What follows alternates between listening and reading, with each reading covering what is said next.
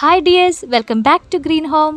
അപ്പോൾ ഇന്ന് ഞാൻ വന്നിട്ടുള്ളത് നിങ്ങളിൽ പലരും അറിയാനും ചെയ്യുവാനും ഒക്കെ ആഗ്രഹിച്ചിട്ടുള്ള ഒരു വീഡിയോ ആയിട്ടാണ് കേട്ടോ. അപ്പോൾ പ്ലാന്റും ചെടികളും ഒക്കെ ഇഷ്ടപ്പെടുന്ന എല്ലാവർക്കും ഉപകാരപ്പെടുന്ന ഒരു വീഡിയോ ആണ് കേട്ടോ ഇന്നത്തെ നമ്മുടെ. വേറൊന്നുമല്ല കേട്ടോ, കമ്പോസ്റ്റ് എങ്ങനെ നമുക്ക് വീട്ടിൽ തന്നെ ഒട്ടും ചിലവില്ലാതെ 5 രൂപ പോലും ചിലവില്ലാതെ എങ്ങനെ നല്ലൊരു കമ്പോസ്റ്റ് ഉണ്ടാക്കിയെടുക്കാം എന്നുള്ളതിനെ പറ്റിയിട്ടാണ്. അപ്പോൾ കമ്പോസ്റ്റ് എന്ന് പറയുമ്പോൾ ചിലർക്കൊരു വിചാരമുണ്ട്, ഇത് മാർക്കറ്റിൽ നിന്ന് ക്യാഷ് കൊടുത്തല്ലേ വാങ്ങാൻ പറ്റുള്ളൂ, നമുക്കൊക്കെ ഉണ്ടാക്കിയെടുക്കാൻ പറ്റുമോ എന്നൊക്കെ ഒരു വിചാരമുണ്ട്. എന്നാൽ അങ്ങനെയല്ല കേട്ടോ. ഇത് നമ്മൾക്ക് എളുപ്പത്തിൽ വീട്ടിൽ യാതൊരു ചിലവുമില്ലാതെ എല്ലാ വീട്ടമ്മമാർക്കും ഉണ്ടാക്കിയെടുക്കാം കേട്ടോ. അതിന് ചാണകമോ മറ്റ് രാസവളങ്ങളോ ഒന്നും ആവശ്യമില്ല. നമ്മുടെ ചെടികളെ ഓർഗാനിക്കായിട്ട് നല്ല ആരോഗ്യത്തോടെ വളർത്താൻ പോട്ടി മിക്സിൻ്റെ കൂടെ ഇത് ഒരല്പം ചേർത്താൽ മതി. ശരിക്കും പറഞ്ഞാൽ ഇതുണ്ടാക്കാനായിട്ട് 1 രൂപ പോലും ചിലവില്ല കേട്ടോ. അപ്പം നിങ്ങളിൽ ചിലവരെങ്കിലും വിചാരിക്കും, കമ്പോസ്റ്റ് എന്ന് പറയുമ്പോൾ അതിൻ്റെ എല്ലാ ഗുണങ്ങളും കിട്ടണമെങ്കിൽ അതുപോലെയുള്ള വില കൂടിയ സാധനങ്ങളും കൂടി നമ്മളിതിൽ മിക്സ് ചെയ്തെങ്കിലല്ലേ പറ്റുള്ളൂ എന്ന്. അങ്ങനെ ഒന്നുമില്ല കേട്ടോ. നമ്മളുടെ വീട്ടിൽ തന്നെയുള്ള സാധനങ്ങൾ ഉപയോഗിച്ച് നമ്മൾ കമ്പോസ്റ്റ് ഉണ്ടാക്കുമ്പോൾ ഈ ചെടികൾക്ക് ആവശ്യമായിട്ടുള്ള എല്ലാത്തരം മൂലകങ്ങളും ഇതിൽ നിന്ന് തന്നെ നമുക്ക് കിട്ടും കേട്ടോ. അപ്പോൾ കമ്പോസ്റ്റിൻ്റെ വിശേഷങ്ങളിലേക്ക് പോകുന്നതിന് മുമ്പ് ഒരു കുഞ്ഞു കാര്യം ചെയ്യണം കേട്ടോ. പുതിയതായിട്ട് ആരെങ്കിലും നമ്മുടെ ചാനൽ കാണുന്നുണ്ടെങ്കിൽ സബ്സ്ക്രൈബ് ചെയ്യാൻ ഒട്ടും മടി കാണിക്കല്ലേ. നിങ്ങളുടെ പ്രോത്സാഹനമാണ് നമ്മളെ പോലുള്ളവരുടെയൊക്കെ ഒരു ഊർജ്ജം കേട്ടോ. അത് മാത്രമല്ല, തൊട്ടപ്പുറത്തുള്ളൊരു കുഞ്ഞു ബെൽബട്ടനില്ലേ, നോട്ടിഫിക്കേഷൻ ബെല്ല്, അതും കൂടി ഒന്ന് എനേബിൾ ചെയ്യണേ. അപ്പോൾ മാത്രമാണ് ഞാൻ അടുത്ത തവണ വീഡിയോ ഇടുമ്പോൾ നിങ്ങൾക്ക് നോട്ടിഫിക്കേഷൻ കിട്ടുകയും വീഡിയോ മിസ്സാവാതെ കാണാനും പറ്റും. അതുകൊണ്ടാണ് കേട്ടോ. അപ്പോൾ ഇനി നമുക്ക് ഒട്ടും സമയം കളയേണ്ട നേരെ വീഡിയോയിലേക്ക് പോകാം കേട്ടോ. അപ്പോൾ ഈ കമ്പോസ്റ്റ് ഉണ്ടാക്കാനേ നമുക്ക് ആദ്യം വേണ്ടത് ഒരു കണ്ടെയ്നറാണ്. അത് പഴയ ബക്കറ്റോ, സൈഡൊക്കെ പൊട്ടിപ്പോയ പഴയ ബക്കറ്റോ ഉണ്ടല്ലോ, അതോ അല്ലെങ്കിൽ പെയിൻറ്റിൻ്റെ ബക്കറ്റോ വലിയ ചെടിച്ചട്ടിയോ ഒരു ചാക്കാണെങ്കിൽ പോലും നമുക്ക് യൂസ് ചെയ്യാം. ഇനി പഴയ മൺകലങ്ങളുണ്ടെങ്കിൽ അതാട്ടോ ഇതിന് ഏറ്റവും ബെസ്റ്റ് എന്ന് പറയുന്നത്. അപ്പോൾ നിങ്ങൾക്ക് വീട്ടിൽ ഏതാണോ ലഭ്യമാകുന്നത് അപ്പോൾ ആ പാത്രം എടുക്കുക. എന്നിട്ട് ഇതിൽ ഇതേപോലെ 2-3 ഹോൾസ് ഇട്ട് കൊടുക്കുക. അപ്പോൾ നമ്മുടെ കമ്പോസ്റ്റിൽ അധികമായിട്ട് വരുന്ന വെള്ളം ഇങ്ങനെ അതിലൂടെ ഊർന്ന് പോകുന്നതിന് വേണ്ടിയിട്ടാണ് നമ്മളിങ്ങനെ ഹോൾസ് ഇടുന്നത് കേട്ടോ. അപ്പോൾ ആദ്യമായിട്ട് നമ്മൾ ഈ പാത്രത്തിലേക്ക് ഇട്ട് കൊടുക്കുന്നത് ന്യൂസ് പേപ്പറാണ്. അതിപ്പോൾ ന്യൂസ് പേപ്പർ ഇങ്ങനെ ചെറുതാക്കി കീറിയാണ് ഇടേണ്ടത് കേട്ടോ. ഇതെന്തിനാണ് ഇടേണ്ടതെന്ന് വെച്ചാൽ, ഇതിപ്പം നമുക്ക് കമ്പോസ്റ്റിനൊരു ബേസായി ഇതിട്ട് കഴിയുമ്പം. ഇപ്പോൾ ഇതെന്തിനാണ് ഇടുന്നതെന്ന് വെച്ചാൽ, കമ്പോസ്റ്റിനകത്തുള്ള അധികമുള്ള വെള്ളമൊക്കെ ഈ ന്യൂസ് പേപ്പർ വലിച്ചെടുത്തോളം. പിന്നെ അത് മാത്രമല്ല, ഈ ന്യൂസ് പേപ്പറിലുള്ള കാർബൺ നമ്മുടെ കമ്പോസ്റ്റിലേക്ക് കിട്ടുകയും ചെയ്യും കേട്ടോ. അപ്പോൾ നമ്മൾ കമ്പോസ്റ്റ് ഉണ്ടാക്കുമ്പോൾ കമ്പോസ്റ്റിൽ എപ്പോഴും ഒരു നനവ് വേണം, പക്ഷേ അധികമായിട്ട് വെള്ളം ആവശ്യമില്ല. അത് അങ്ങനെ വെള്ളം കെട്ടിക്കിടന്നാൽ അതിൽ പുഴുക്കൾ ഒരുപാട് വരാൻ ചാൻസ് ഉണ്ട്. അപ്പോൾ അതുകൊണ്ട് അധികമുള്ള വെള്ളമൊക്കെ ഈ ന്യൂസ് പേപ്പർ വലിച്ചെടുത്തോളൂ. അടുത്തതായിട്ട് നമുക്ക് ഇട്ട് കൊടുക്കേണ്ടത് കുറച്ച് മണ്ണാണ് കേട്ടോ. അത് നമ്മുടെ മുറ്റത്തു നിന്നോ പറമ്പിൽ നിന്നോ, അതല്ല നമ്മൾ നേരത്തെ തന്നെ ഗ്രോ ബാഗൊക്കെ യൂസ് ചെയ്തിട്ട് ഒരു പ്രാവശ്യം ചെടി വളർത്തിയിട്ട് മാറ്റി വെച്ചിരിക്കുന്ന മണ്ണൊക്കെ ഉണ്ടാവില്ല, ആ മണ്ണോ എന്ത് തന്നെ ആയിക്കോട്ടെ അത് കുറച്ച് ഇട്ട് കൊടുക്കുക കേട്ടോ. അപ്പോൾ മണ്ണ് ഒരുപാട് കട്ടിക്കിട്ട് കൊടുക്കണമെന്നില്ല, ഒരു ലെയറായിട്ടൊന്ന് ഇട്ട് കൊടുത്താൽ മതി. ഇനിയിപ്പോൾ നമുക്ക് മൂന്നാമതായിട്ട് നമ്മളിതിൽ ഇടാൻ പോകുന്നത് ഉണക്കയിലകളാണ് കേട്ടോ. അതിപ്പോൾ സാധാരണ നമ്മൾ വീട്ടുമുറ്റത്തൊക്കെ വീഴുന്ന ഉണക്കയിലകളൊക്കെ വാരിക്കൂട്ടി ഒരു സ്ഥലത്ത് വെച്ചിട്ട് കത്തിച്ച് കളയാറാണ് പതിവ്. അപ്പം മുഴുവനായിട്ട് കത്തിച്ച് കളയാതെ കുറച്ച് നമുക്ക് കമ്പോസ്റ്റ് ഉണ്ടാക്കാനും യൂസ് ചെയ്യാൻ പറ്റും കേട്ടോ. ഇപ്പോൾ ഈ സമയം എന്ന് വെച്ചാൽ മഴയൊന്നും ഇല്ലാത്തൊരു സമയമായതുകൊണ്ട് തന്നെ നല്ല വെയിലൊക്കെ കൊണ്ടിട്ട് ഈ ഉണക്കയിലകളൊക്കെ നന്നായിട്ട് പൊടിഞ്ഞ് കിട്ടും. അപ്പോൾ അത് നമ്മൾ കൈകൊണ്ട് തന്നെ ഒന്ന് പൊടിച്ചാൽ തന്നെ അത് നന്നായിട്ട് ചെറുതായി കിട്ടും. അപ്പോൾ കുഞ്ഞു കുഞ്ഞു പീസാക്കിയിട്ട് ഇതിലിടാൻ ശ്രമിക്കുക കേട്ടോ. അപ്പോൾ അതിൻ്റെ ഗുണം എന്താണെന്ന് വെച്ചാൽ, നമുക്ക് കമ്പോസ്റ്റിംഗ് വേഗത്തിലായി കിട്ടും. നമ്മൾ തന്നെ പൊടിച്ചിടുമ്പോൾ അതിനു വേണ്ടിയാണേ.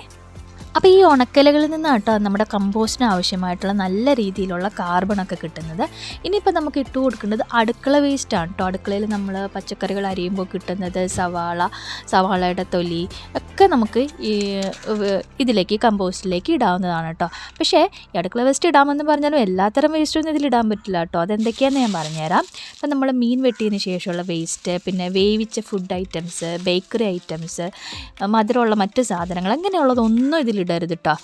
നമ്മൾ ഇടേണ്ടത് ഇങ്ങനെ വെജിറ്റബിൾ പീൽസ്, പഴത്തൊലി, മുട്ടത്തോട്, തേയിലമട്ട, അങ്ങനെയുള്ള അടുക്കളയിൽ കിട്ടുന്ന സാധനങ്ങൾ മാത്രമാണ് നമ്മൾ ഈ കിച്ചൺ വേസ്റ്റ് എന്നുള്ള രീതിയിൽ ഇതിലിടാൻ പറ്റുള്ളൂ കേട്ടോ. അപ്പോൾ നമ്മൾ നേരത്തെ ഉണക്കയിലകളൊക്കെ നന്നായിട്ട് കൈകൊണ്ട് പൊടിച്ചിട്ട പോലെ തന്നെ മുട്ടത്തോടും നന്നായിട്ട് കൈകൊണ്ട് പൊടിച്ചിട്ട് വേണം ഇടാനായിട്ട്. ഇത് ഡീകമ്പോസ്റ്റിംഗ് എളുപ്പമാക്കുന്നതിന് വേണ്ടിയിട്ടാണ് നമ്മളിങ്ങനെ ചെയ്യുന്നത്. അപ്പോൾ ഈ എഗ്ഷെല്ലിലുള്ളത് കാൽസ്യം കാർബണേറ്റ് ആണ് കേട്ടോ. അപ്പോൾ നമ്മുടെ കമ്പോസ്റ്റിന് ആവശ്യമായിട്ടുള്ള കാൽസ്യം എല്ലാം നല്ല രീതിയിൽ ഈ മുട്ടത്തോടിൽ നിന്ന് കിട്ടും. അത് ചെടികളെ നന്നായിട്ട് പൂക്കാനും കായ്കളുണ്ടാവാനും ഒക്കെ സഹായിക്കും കേട്ടോ. അടുത്തതായിട്ട് നമുക്ക് വേണ്ടത് കുറച്ച് പച്ച ഇലകളാണ് കേട്ടോ. അതിപ്പോൾ നമ്മുടെ മുറ്റത്ത് കുറേ പുല്ലൊക്കെ വളർന്ന് നിൽക്കുന്നുണ്ടാവില്ലേ. പിന്നെ നമ്മൾ ഗ്രോ ബാഗ് വളർത്തുന്നവരാണെന്നുണ്ടെങ്കിൽ ഈ ഗ്രോ ബാഗിൻ്റെ അകത്ത് കുറേ കളകളൊക്കെ മുളയ്ക്കുമല്ലോ. അപ്പോൾ അത് നമുക്ക് എന്തായാലും പറിച്ച് കളഞ്ഞേ പറ്റുള്ളൂ. അപ്പോൾ ആ പറിച്ച് കളയുന്ന പുല്ലുകളൊക്കെ ഉണ്ടല്ലോ, അതൊക്കെ നമുക്ക് ഈ കമ്പോസ്റ്റിലേക്ക് ഇട്ട് കൊടുക്കാം. അപ്പോൾ അതിൻ്റെ ഗുണം എന്താണെന്ന് വെച്ചാൽ ഈ പച്ചിലകളിൽ നിന്നാണ് ഈ നൈട്രജൻ പാർട്ട് ഈ കമ്പോസ്റ്റിന് കിട്ടുന്നത് കേട്ടോ. അപ്പോൾ നിങ്ങൾക്ക് വീട്ടിൽ ഇല്ലയെന്നുണ്ടെങ്കിൽ എന്തെങ്കിലും പച്ചിലകളായാലും മതി, പുല്ല് തന്നെ വേണമെന്നില്ല, പച്ചിലകൾ എന്ത് തന്നെ ആയാലും കുഴപ്പമില്ല. ശീമക്കൊന്നയുടെ ഇല ഉണ്ടെങ്കിൽ അതായിരിക്കും ഏറ്റവും ബെസ്റ്റ് കേട്ടോ. അടുത്തായിട്ട് നമുക്കിതിലേക്ക് ഇട്ട് കൊടുക്കേണ്ടത് കുറച്ച് കമ്പോസ്റ്റാണ് കേട്ടോ. അതിപ്പം നമ്മൾ വീട്ടിൽ ഇതിനു മുമ്പ് ഉണ്ടാക്കിയ കമ്പോസ്റ്റ് ഇരിപ്പുണ്ടെങ്കിൽ അതിട്ട് കൊടുക്കാം. അതല്ലെങ്കിൽ നമ്മൾ പാക്കറ്റായിട്ട് കമ്പോസ്റ്റ് കടയിൽ നിന്ന് വാങ്ങിച്ചത് ഇരിപ്പുണ്ടെങ്കിൽ അതിട്ട് കൊടുക്കാം. എന്ത് തന്നെയാലും ഒരു പിടി ഇട്ട് കൊടുത്താൽ മതി കേട്ടോ. അപ്പോൾ അതിൻ്റെ സൂക്ഷ്മാണു പ്രവർത്തനങ്ങൾ വേഗത്തിൽ നടക്കാൻ വേണ്ടിയിട്ടാണ് നമ്മൾ ഓൾറെഡി ഉണ്ടാക്കി വെച്ചിരിക്കുന്ന കമ്പോസ്റ്റ് കുറച്ചിടുന്നത് കേട്ടോ. ഇനിയിപ്പം കമ്പോസ്റ്റ് കയ്യിൽ ഇല്ലാത്തവർക്ക് ചാണകത്തിൻ്റെ തെളി ഉണ്ടെങ്കിൽ ചാണകവെള്ളത്തിൻ്റെ തെളി ഒഴിച്ചു കൊടുക്കാം, അല്ലെങ്കിൽ തൈര് ഒഴിച്ചു കൊടുക്കാം. അത് സൂക്ഷ്മാണു പ്രവർത്തനം വേഗത്തിലാക്കാൻ വേണ്ടിയാണ് നമ്മളിങ്ങനെ ചെയ്യണത്. ഇനിയിപ്പോൾ ഈ പറഞ്ഞ ഒരു സാധനം വീട്ടിൽ കിട്ടാനില്ലെങ്കിൽ മണ്ണ് തന്നെ വീണ്ടും ഇട്ട് കൊടുത്താലും ഒരു കുഴപ്പവുമില്ല കേട്ടോ. അപ്പോൾ ഈ രീതിയിലാണ് ഈ ബക്കറ്റ് മുഴുവൻ നമുക്ക് നിറച്ചെടുക്കേണ്ടത്. അപ്പോൾ ഇതിൻ്റെ ലെയറിംഗ് എന്ന് പറയുന്നത് വെറ്റ്, ഡ്രൈ, അതല്ല എന്നുണ്ടെങ്കിൽ ഗ്രീൻസ്, ബ്രൗൺ എന്നുള്ള രീതിയിൽ ഉണക്കിലകൾ, പച്ചിലകൾ, അടുക്കള വേസ്റ്റ്, മണ്ണ്, അങ്ങനെ ഓരോരോ ലെയറായിട്ട് ഇട്ട് കൊടുക്കുക കേട്ടോ. അപ്പോൾ നിങ്ങളുടെ വീട്ടിൽ എത്രത്തോളം അടുക്കള വേസ്റ്റ് കിട്ടുന്നതനുസരിച്ച് ഡെയിലി കിട്ടുന്നതനുസരിച്ച് ഇതിലേക്ക് ഇട്ട് കൊടുത്തുകൊണ്ടേ ഇരിക്കുക. അങ്ങനെ നിങ്ങൾ എടുത്തിരിക്കുന്നത് ഏത് പാത്രമാണോ ആ ഒരു ബക്കറ്റാണെങ്കിലും ചാക്കാണെങ്കിലും അത് നിറയുന്നത് വരെ ഇതേപോലെ ഇട്ട് കൊടുത്തുകൊണ്ടേ ഇരിക്കുക കേട്ടോ. ഇനി ഞാനിതിലേക്ക് ഇട്ട് കൊടുക്കുന്നത് ചാരമാണ് കേട്ടോ. അപ്പോൾ ചാരം എല്ലാവരുടെയും വീട്ടിലുണ്ടാവണമെന്നില്ല, ഉള്ളവരാണെങ്കിൽ ഇത് കുറച്ച് ഇട്ട് കൊടുത്തേക്കുക കേട്ടോ. കാരണം ചാരത്തിൽ നല്ല രീതിയിലുള്ള പൊട്ടാസ്യം ഉള്ളതാണ്. അപ്പോൾ അത് നമ്മളുടെ കമ്പോസ്റ്റിന് വളരെയധികം നല്ലതാണ് കേട്ടോ.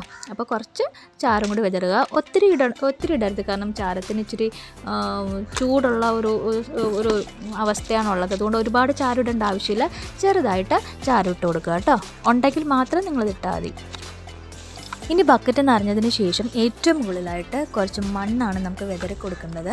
ഇതെന്തിനാണ് ഇങ്ങനെ വിതറുന്നതെന്ന് വെച്ചാൽ നമ്മളിപ്പം അടുക്കള വേസ്റ്റ് എന്തായാലും അഴുകി തുടങ്ങുമ്പോൾ ചെറിയ രീതിയിൽ പ്രാണികളൊക്കെ വരാൻ സാധ്യതയുണ്ട്. അപ്പം അങ്ങനെ പ്രാണികൾ വരാതിരിക്കാനാണ് ഏറ്റവും മുകളിലായിട്ട് നമ്മൾ മണ്ണ് തൂക്കി കൊടുക്കുന്നത് കേട്ടോ. ഇനി ഏറ്റവും അവസാനമായിട്ട് നമ്മൾ ചെയ്യുന്ന കാര്യം എന്ന് വെച്ചാൽ പൊളിച്ച തൈരുണ്ടല്ലോ, ആ പൊളിച്ച തൈര് ഇതിൻ്റെ മുകളിലേക്ക് ഒന്ന് ഒഴിച്ചു കൊടുക്കുക കേട്ടോ. കുറച്ച് ഒഴിച്ചാൽ മതി. ഇത് വേഗം ഇതിൻ്റെ പ്രവർത്തനങ്ങൾ വേഗത്തിലാക്കാൻ വേണ്ടിയിട്ടാണ് നമ്മൾ ഇങ്ങനെ ഒഴിച്ചു കൊടുക്കുന്നത് കേട്ടോ.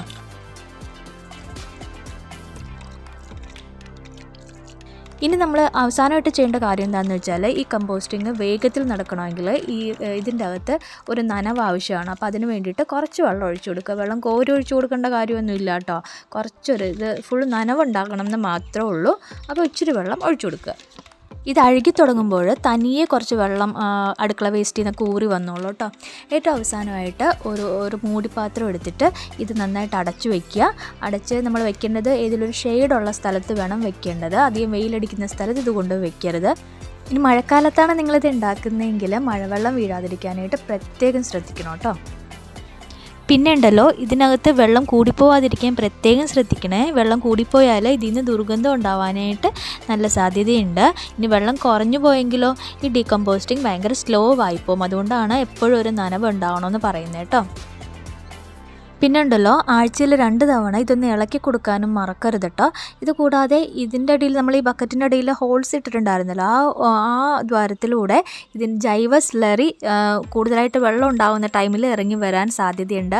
അങ്ങനെയുള്ള ജൈവ സ്ലറി കളക്ട് ചെയ്താൽ അതിൻ്റെ ഇരട്ടി വെള്ളം ഒഴിച്ച് നേർപ്പിച്ച് ചെടികൾക്ക് ഒഴിച്ചാലും വളരെ നല്ലതാണ് കേട്ടോ. അപ്പോൾ ഇത് നോക്കി നമ്മുടെ കമ്പോസ്റ്റ് ഇവിടെ റെഡി ആയിട്ടുണ്ട് കേട്ടോ.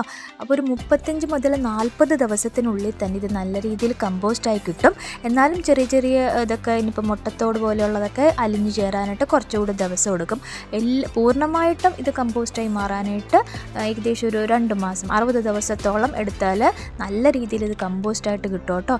നമുക്കിപ്പം നിങ്ങൾക്ക് കാണാൻ പറ്റുന്നുണ്ടല്ലോ എന്ത് നല്ല രീതിയിലാണ് ഇതിപ്പോൾ തന്നെ പൊടിഞ്ഞ് കിട്ടിയിരിക്കുന്നതെന്ന്. ഞാൻ സ്ഥിരമായിട്ട് വീട്ടിൽ കമ്പോസ്റ്റ് ഉണ്ടാക്കാറുള്ള ഒരാളാണ്.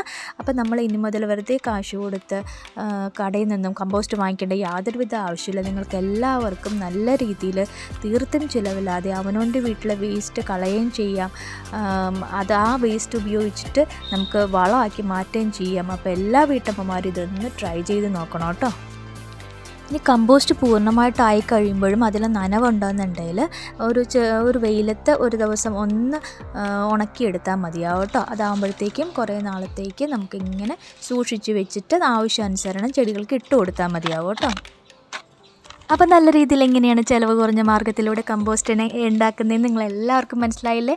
എല്ലാ വീട്ടമ്മമാരും എല്ലാവരും ഇത് വീട്ടിൽ ട്രൈ ചെയ്ത് നോക്കണം കേട്ടോ. അപ്പോൾ ഇതേപോലെയുള്ള നല്ലൊരു അടിപൊളി വീഡിയോ ആയിട്ട് ഞാൻ വീണ്ടും വരുന്നതായിരിക്കും. അതുവരേക്കും ബൈ ഫ്രം റീന.